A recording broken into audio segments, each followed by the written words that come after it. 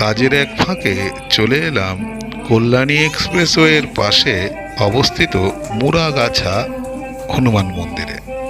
এই হনুমান মন্দিরের বিশেষত্ব হচ্ছে এখানে এলে আপনারা হনুমানজির দর্শন তো পাবেনই, কিন্তু উপরি পাওনা হচ্ছে এই হনুমান মন্দিরের পাশেই অবস্থিত শিব পার্বতীর মন্দির, যেখানে এলে আপনারা বাবা শিব মা পার্বতীকে একসাথে দর্শন করতে পারবেন।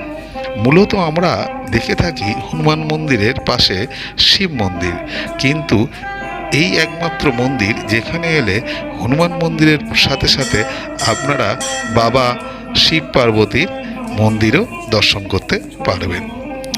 আমার এই ভিডিও আপনাদের ভালো লাগলে এই ভিডিওটা সম্পূর্ণ দেখতে হলে আমার চ্যানেলের মেন পেজে যেতে হবে আর চ্যানেলটিকে লাইক এবং সাবস্ক্রাইব করে দেবেন।